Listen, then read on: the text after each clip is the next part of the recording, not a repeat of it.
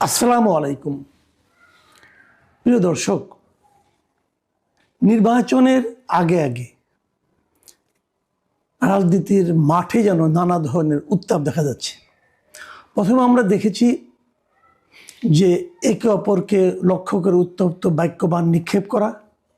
তারপরে দেখেছি অলীক এবং অবাস্তব সব প্রতিশ্রুতি দেওয়া, এবং এখন যেন দেখছি যে একটু দিশেহারা টাইপের আচরণ করা। গত 2-3 দিন ধরে নানা ঘটনা ঘটছে। প্রথম দিকে ধারণা করা হয়েছিল যে জামায়াত কোনো পাত্তাই পাবে না, বিএনপি একচেটিয়াভাবে জিতে যাবে। পরে একবার মনে হচ্ছিল জামায়াত বোধহয় খুব গুছিয়ে নিয়ে খুব গোপন কিছু ভোট পেয়ে মানুষের মধ্যে প্রচুর একটা সম্ভাবনা তৈরি করে এবং ধীর স্থিরভাবে তারা সামনের দিকে অগ্রসর হচ্ছে। এখন আবার দেখা যাচ্ছে জামাতের মধ্যে একটা দিশেহারা ভাব, মানে জামাতের নেতৃবৃন্দ যারা আছেন তাদের কথাবার্তায় এক ধরনের লাগাম ছাড়া ভাব এবং এক ধরনের মানে লজিক ছাড়া কথাবার্তা। তো এগুলো কি জামাতকে বুঝতে পেরেছে তাদের অবস্থা হঠাৎ করে খারাপ হয়ে যাচ্ছে, যেটা কয়েকদিন আগেও সম্পূর্ণ উল্টো ছিল? এই সমস্ত প্রশ্ন মানুষের সামনে আসছে। জামাতের যে কথাটা নিয়ে আজকে আমি আলোচনা করব, আপনারা সবাই জানেন গত 2-3 দিন ধরে জামাতের আমিরের একটা প্রসঙ্গ নিয়ে খুব আলোচনা হচ্ছে। ওনার এক্স হ্যান্ডেলে উনি যারা নাকি কর্মজীবী নারী তাদের সম্পর্কে কি বলেছেন, একটা খুবই আপত্তিকর শব্দ ব্যবহার করেছেন, যেটা হয়েছে। এবং এটা নিয়ে ওনাদের পক্ষ থেকে বলা হয়েছে যে এটা ওনার অ্যাকাউন্টটা হ্যাক করা হয়েছিল এবং হ্যাক করার মাধ্যমে এটা করা হয়েছে। কিন্তু হ্যাক করার পক্ষে তারা যে সমস্ত যুক্তি দেখিয়েছে সেগুলো নিয়ে আবার কেউ সন্দেহ পোষণ করেছেন। এগুলো নিয়ে নানা আলাপ। এটা নিয়ে আমি খুব বেশি কিছু বলিনি এই কারণে আমি মনে করি যে জামাতের আমির যদি ওই একটা শব্দ কেবল বলেন, কেবল ওই শব্দটা নিয়ে আলোচনা করার কোনো আমি দরকার মনে করি নেই, কারণ উনি তো অস্বীকার করেছেন। অকাট্যভাবে প্রমাণ না হওয়া পর্যন্ত আমি ওনার অস্বীকারটাকে মেনে নিতে পারি। কিন্তু উনি আল জাজিরাকে যে সাক্ষাৎকার দিয়েছিলেন সেখানেই তো উনি নারী নেতৃত্ব নিয়ে ওনার অবস্থান ক্লিয়ার করেছেন। ওটা ক্লিয়ার করার পর ওই একটা শব্দ ব্যবহার হলো কি হলো না তাতে তেমন কিছু যায় আসে না বলে আমার কাছে মনে হয়েছে। জামাতের আমির আরেকটা কথা বলেছেন মাঝখানে একদিন আগে, সেটা হলো উনি হাটহাজারী যে চট্টগ্রামে যে কর্নেল অলি যে দল এলডিপিতে এখন ওনাদের জোটের সঙ্গে আছে, সেই জোটের প্রচারে করতে যেয়ে উনি বলার চেষ্টা করেছেন যে কর্নেল অলি নাকি প্রথম স্বাধীনতার ঘোষণা দিয়েছেন, অথবা উই রিভোল্ট এই ধরনের একটা কথা বলেছেন, যেটা থেকে প্রমাণ করা যায় যে উনি প্রথম বিদ্রোহ করেছেন। এই ধরনের কথাবার্তা, মানে নতুন করে ইতিহাসের নতুন এক অধ্যায় উনি শুরু করতে চাচ্ছেন। অনেকে আবার রসিকতা করে বলছেন যে 2 দিন যেতে দেন, সে দেখবেন যে উনি বলবেন, হয়তো ওনারা বলবেন যে গোলাম আজমই হয়তো স্বাধীনতা ঘোষণা করেছেন। দেখেন, একটা জিনিস কি, অনেক কিছু ঘটবে, সকল ঘটনার দায়িত্ব নিজের কাঁধে নিয়েন না, পারবেন না। আপনার কাঁধ এত প্রশস্ত হয় নাই যে 71 সালে জামাতে ইসলামের পক্ষে থেকে, জামাতে ইসলামের যারা চালিয়েছে, যাদের যে নেতারা ছিলেন, ওনারা যে কাজ করেছে সেই ভার আপনি বহন করতে পারবেন এমনটা মনে করার কোনো কারণ নেই। বরঞ্চ ওই ভার ঝেড়ে ফেলে দিন, তাহলেই ভালো করবেন। অত ওজন নিয়ে দৌড়াতে পারবেন না। দৌড়াতে হলে ওই সমস্ত ওজন, অপ্রয়োজনীয় ভার ওগুলি ফেলে দিতে হয়। ওটা আপনার জন্য কোনো বাড়তি মাইলেজ যোগ করবে না। কাজে 71-এ তারা কী করেছে এটা বলে সরাসরি বলেন, ভাই আমরাও সময় ছিলাম না, যারা ছিলেন তারা যে সমস্ত কাজকর্ম করেছেন ওটা আমাদের স্বাধীনতার বিপক্ষে ছিল। আজকে এত বছর পরে এসে আমরা বুঝতে পেরেছি ওটা ঠিক হয় নাই। ওনাদের কৃতকর্মের জন্য আমরা ক্ষমা চাচ্ছি জাতির কাছে, বলে ফেলেন। বললে আপনার কোনো ক্ষতি হবে না, বরং আপনার লাভ হবে। যাই হোক, আমি ওনাকে পরামর্শ দেওয়া আমার কাজ না। আমি আজকে যে কথাটা নিয়ে আলোচনা করব, এবং এটা খুব সিরিয়াস ব্যাপার এই কারণে যে আজকে আমরা দেখলাম একটা জিনিস, একটা ভিডিও আমার কাছে একজনে পাঠিয়েছেন, প্রায় 15 মিনিট 9 সেকেন্ডের একটা লম্বা ভিডিও।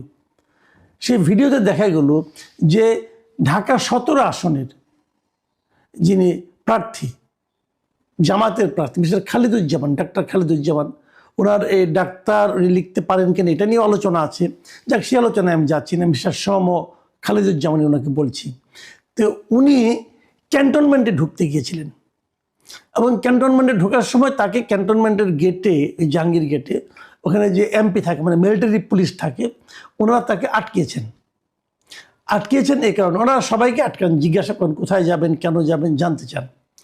ওনার সঙ্গে গানম্যান ছিল, খালেদুজ্জামান সাহেবের সঙ্গে গানম্যান ছিল। এমপি যে বক্তব্য, মানে ওখানকার ক্যান্টনমেন্টের পুলিশের বক্তব্য যে ক্যান্টনমেন্টের ভেতরে বেসামরিক কেউ গানম্যান নিয়ে যেতে পারবেন না, অথবা কোনো অস্ত্র বহন করা যাবে না। তাদের বক্তব্য ছিল যে এমপি সাহেব যান ভেতরে, কোনো সমস্যা নেই। এমপি সাহেব মানে এমপি পদপ্রার্থী যিনি, উনি যান, খালেদুজ্জামান সাহেব যাবেন, ওনার সঙ্গে যারা আছে সবাই যাবেন, কারণ ক্যান্টনমেন্ট এরিয়াটাও তো কিন্তু ঢাকা 17-এর মধ্যেই পড়েছে। তাদের সবাই যাবে, ওনাদের কোনো আপত্তি নেই, কিন্তু বন্দুক যেতে পারবে না, মানে একটা অস্ত্র ভিতরে ঢুকতে পারবে না। এই ছিল বক্তব্য। খালেদুজ্জামান সাহেবের বক্তব্য ছিল উনি ক্যান্টনমেন্ট পার হয়ে ক্যান্টনমেন্টের ও পাশে যাবেন, হয়তো ওই আপনার বালুঘাট টালুঘাট যে এলাকাগুলি আছে ওদিকে যাবেন, অথবা কচুক্ষেত যাবেন, যেদিকে যাবেন। তো ওখানেও তার গানম্যান লাগবে, কারণ ওখানে ক্যান্টনমেন্টের পক্ষ থেকে বলা, পুলিশ আর্মির পক্ষ থেকে বলা হচ্ছিল ক্যান্টনমেন্টের মধ্যে তো আপনার নিরাপত্তা আমরাই দিচ্ছি, আপনার গানম্যান লাগবে না। ওনার বক্তব্য বলো ওপারে গেলে তো আমার নিরাপত্তা প্রস্ত, লোকজন তখন আমাকে মারতে পারে, তো তখন তো আমার গানম্যান লাগবে। এই বাহাস অনেকক্ষণ চলেছে। এটা নিয়ে বিতর্ক হতে পারে। খালেদুজ্জামান সাহেব অবশ্যই বলতে পারেন, ওনার সে বলার অধিকার আছে যে এই এলাকায় তো আমি নির্বাচনের প্রচারণা চালাবো, তাহলে আমি এই এলাকা পার হয়ে ক্যান্টনমেন্টের ওপারেও তো আমি যাবো, সেখানে তো আমাকে, তাহলে ওই গানম্যান আমি ওখানে পাবো কোথায়? Logical question. কিন্তু ক্যান্টনমেন্টের একটা নিয়ম আছে যে ওখানে কেউ অস্ত্র নিয়ে যেতে পারবে না, তারা তাদের নিয়ম পালন করছেন। এই হলো বিরোধের কারণটা। বিরোধটা নিয়ে আমার তেমন কোনো বক্তব্য নেই, এটা আইন যা বলে সেটা হবে, কোনটা আইনি কোনটা বেআইনি এটা আমি এই আলোচনায় আনতে চাচ্ছি না। আমার আনতে চাওয়া যে ব্যাপারটা সেটা হলো খালেদুজ্জামান সাহেবের আচরণটা, ওনার হম্বিতম্বি করার যে প্রবণতা, হম্বিতম্বি করার জন্য যে বডি ল্যাঙ্গুয়েজ, যে ভাষার উনি ব্যবহার করেছেন, সেটা আমার কাছে আপত্তিকর মনে হয়েছে। উনি এমপি যিনি দায়িত্বপ্রাপ্ত আছেন, উনি কিন্তু সিদ্ধান্ত দেওয়ার অধিকার রাখেন না। আসলে ওনাকে যে সিদ্ধান্তগুলি দেওয়া হয় উনি সেটা কেবল পালন করেন। তার সঙ্গে হম্বিতম্বি একজন এমপি পদপ্রার্থী কেন করবেন? একজন সংসদ সদস্য পদপ্রার্থী উনি তো এখানে নির্বাচনে ভোট পেলে সংসদ সদস্য হতে পারেন। ওনার বিরুদ্ধে এখানে আছেন তারেক রহমান, উনি তারেক রহমানকে হারালে উনি তো এখানে সংসদ সদস্য হবেন। কাজেই উনি এই ইলেকশনে উনি জিততেও পারেন, এটা মাথায় রেখেই তো উনি আচরণ করবেন, সেরকম আচরণ করবেন। জনগণ দেখবে যে এই ভদ্রলোক জিতলে পরে কী করবে। কিন্তু উনি যে আচরণটা উনি করলেন, সে আচরণটা কি ভদ্র জনচিত হয়েছে?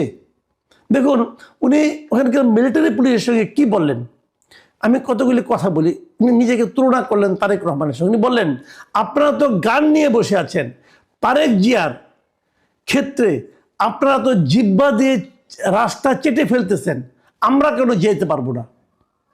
মানে তারেক জিয়া যখন যাবেন তখন ওনার জন্য জিব্বা দিয়ে রাস্তা চেটে ফেলছেন, এই কথা ওনাকে উনি ব্লেম করছেন। কবে করছেন এটা কাজটা? এই তুলনাটা ওনার মধ্যে এই ল্যাঙ্গুয়েজে আসা মানায়? কেবল ওখানে না, পরবর্তী সময়ে ওই এমপি যিনি আছেন মিলিটারি পুলিশ, উনি ওনার ঊর্ধ্বতনের সঙ্গে ফোন করলেন। যখন ঊর্ধ্বতনের সঙ্গে ফোন করলেন তখন ফোনের অপর প্রান্তের লোকটাকে শোনানোর জন্য এমপি যিনি ছিলেন মিলিটারি পুলিশ, উনি তো ফোন করছেন ওনার ঊর্ধ্বতনের সঙ্গে, তাহলে এখান থেকে খালেদুজ্জামান সাহেব বলে দিচ্ছেন যে আপনি বলেন যে তারেক রহমানের প্রতিদ্বন্দ্বী, তারেক জিয়ার প্রতিদ্বন্দ্বী ঢাকা 17 আসনে আমি ক্যান্ডিডেট। মানে দেখুন খালেদুজ্জামান সাহেব, আপনাকে আমি বলি আপনার অবস্থানটা কি দাঁড়িয়েছে। আপনি নিজের পরিচয়টা পর্যন্ত দিতে যে তারেক জিয়ার নাম উল্লেখ করতে হচ্ছে। মানে আপনার পরিচয়টা কি? আপনার পরিচয় হলো আপনি তারেক জিয়ার প্রতিদ্বন্দ্বী। মানে আপনার নিজস্ব পরিচয় আপনি মানে নিশ্চিত হতে পারছেন না যে আপনাকে চিনতে পারবে কিনা। আপনি এতটাই বিখ্যাত লোক ওই এলাকার, এবং আপনাকে নিজে মুখে উচ্চারণ করতে হচ্ছে যে বলেন, মানে ওই পাশের লোকজনকে বলেন, জানান যে আমি তারেক জিয়ার প্রতিদ্বন্দ্বী। মানে এটা হয় কি, ছোট মাছ বেশি পানিতে বললে যা হয়, ওনার অবস্থা হয়েছে তাই। আমি আরেকটু কথা বলে নিই এখানে, ওই মিলিটারি পুলিশ যখন ওনার ঊর্ধ্বতনের সঙ্গে ফোনে আলাপ করে সেই ফোনটা আবার ইয়েকে দিলেন, খালেদুজ্জামান সাহেবকে দিলেন, তখন তিনি কিন্তু একই কথা বললেন, এবং সেখানেও তিনি বললেন যে তারেক জিয়ার জন্য আপনারা তো জিব্বা দিয়ে রাস্তা পরিষ্কার করে দিচ্ছেন, আমাকে কেন দিবেন না, হোয়াই নট? তারপরে আবার বলতেছেন তারপরে যেটা হলো, মারাত্মক একটা অভিযোগ করেছেন উনি আর্মির ব্যাপারে, বলেছেন যে পরিকল্পিতভাবে আপনারা আমাদের মধ্যে কেওয়াস সৃষ্টি করছেন। আমাদের মধ্যে মানে কি? মানে বিএনপি এবং জামাতের মধ্যে, বিএনপি এবং জামাতের মধ্যে কেওয়াস সৃষ্টি করছে আর্মি, সেনাবাহিনী। উনি আবার এই হুমকিও দিলেন যে উনি নাকি এটা নিয়ে সেনাপ্রধানকেও কমপ্লেন করবেন, সেনাপ্রধানকেও জানাবেন। এবং উনি দায়ী করলেন কাকে? কিছু অফিসারকে। তিনি বললেন যে কিছু অফিসার নিজেদের ব্যক্তি স্বার্থ হাসিলের জন্য সুপরিকল্পিতভাবে 5 আগস্টের পর আমাদের দেশটাকে পুরো ধ্বংসের দিকে নিয়ে যাচ্ছেন। আমি সেনাপ্রধানের কাছে এটা কমপ্লেন করতে চাই। ভাবুন, তার মানে উনি সরাসরি বললেন যে 5 আগস্টের পরে এই দেশটাকে পুরোপুরি ধ্বংসের দিকে নিয়ে যাচ্ছে কিছু সেনাবাহিনীর অফিসার।